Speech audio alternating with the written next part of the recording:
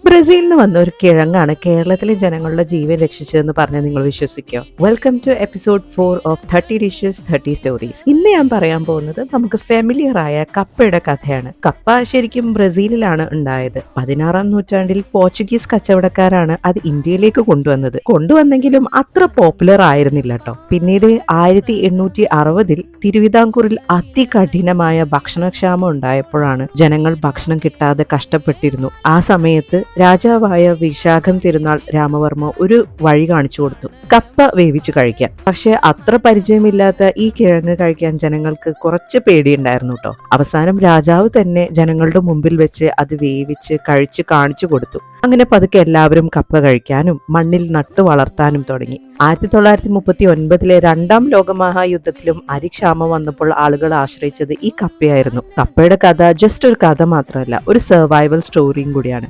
മധ്യ കേരളത്തിൽ ഇതിന് കപ്പ എന്നാണ് പറയുക എന്നുണ്ടെങ്കിൽ ട്രിവാൻഡ്രം സൈഡിൽ മരച്ചീനി എന്നാണ് കേട്ടോ പേര്. കോഴിക്കോട് ഭാഗത്ത് കൊള്ളിക്കിഴങ്ങ്, ഞങ്ങൾ പാലക്കാടുകാർക്ക് ഇത് പൂളക്കിഴങ്ങ്. ഇന്ന് ഞാൻ കപ്പ വെച്ച് ഒരു സിമ്പിൾ ആൻഡ് ടേസ്റ്റി ഡിഷാണ് ഉണ്ടാക്കിയത്, പാൽ കപ്പ. ഫുൾ റെസിപ്പി വീഡിയോ എന്റെ യൂട്യൂബ് ചാനലിൽ അപ്ലോഡ് ചെയ്തിട്ടുണ്ട്, കാണാൻ മറക്കണ്ട.